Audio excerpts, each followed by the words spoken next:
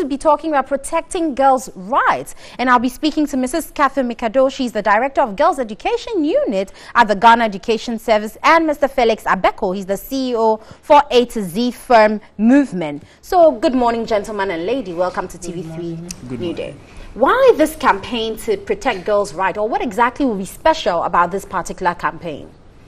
Thank you very much. This campaign has become very, very necessary because we realize that these days most girls are abused and it's affecting their education.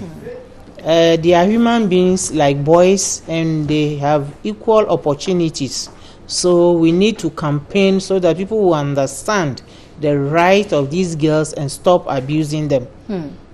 Very well. But you, Mr. Felix, you're a man and you are fighting or advocating for protection of female rights. What does A to Z bring to the board when it comes to protecting girls' rights? Well, actually, what we bring on board is to try to form a strong unit, as in girls' clubs in various junior high schools.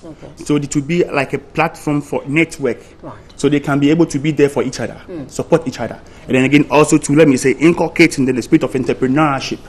Because when they have this in them, they will grow to be more confident and self-employed. That would not make them more vulnerable to the society. But someone would also be asking, so why is it all girls talk? Why are we talking about the girls and seem to be leaving the boys out? Why that discrimination in quotes? I don't think there is discrimination. In most of our schools, it's mixed, both boys and girls. So both boys and girls, we cater for them. But the reason why the emphasis is on the girls is that girls are vulnerable. They suffer most. They suffer the abuses. They suffer the violence. So that's why we are emphasizing on the girls.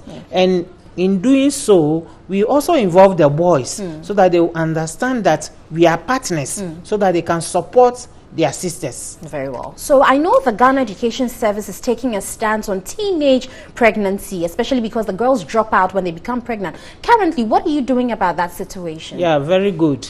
The pregnancy issue now is escalating. Let me use that word.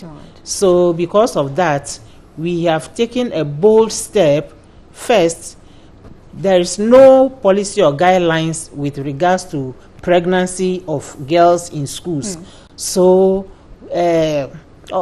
formally, we are educating everybody to allow pregnant girls to remain in school. Because in the first place, we have done everything to prevent them from getting pregnant.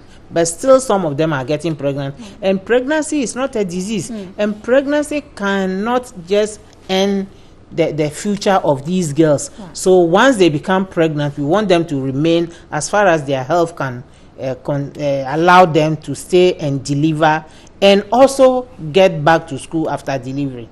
Okay, but how feasible is it really? Because the onus doesn't only lie on the Ghana Education Service, it also lies on the child or the girl understanding what rights she has to even have basic education. And so when we teach them that, yes, you can come back, when you speak to the girls, is there that willingness to even return? Yes, of course. You know, time will not allow us, but we've done a lot of education. Parents are involved because these girls come from homes. And we are saying that the pregnancy is not a disease. And these girls, we teach them, we do a lot of activities to understand the importance of education of a girl. So the girl herself must know why she's being educated. Very well. So this campaign is very, very feasible. Okay. So to add a little bit to it, it's about choices. Nobody would like to be in, let me say, poverty. So knowing very well education is a key to success, certainly, because it wouldn't be their choice to be pregnant. It's an accident. So when you give them the option to go back to school, they'll grab it fully. But when is the campaign starting? When is it ending? How do we get on board to help? Okay, with A to Z, we've already launched this very campaign, and we are doing this kind of poetry recital among schools to involve them in this very campaign. So it's the first phase of what we are doing from A to Z Firm Movement. But if from GES you want to get... For GES, it has been there for a very long time. that they must prevent pregnancy whilst in school. Okay, so there's no special platform to dedicate. Oh, there are. When is Anytime that? we meet girls, we talk to them. Even in the various schools, we have girls clubs, we have teachers who are responsible for the girls, and they talk to them about these things. And we also have Girls Education Week, normally in June. We bring on board people to come and talk to them. You know, in rural areas, the girls don't normally have role models. Right. So sometimes we expose them to role models and people who can encourage them to become responsible adults. So let me highlight a bit on what... That will be your final statement. Okay. So let me highlight a bit on what A to Z is doing in regards to protecting girls' rights. We have launched the campaign. Our next phase is social media campaign. Now we are putting these girls on TV and radio to speak for their rights.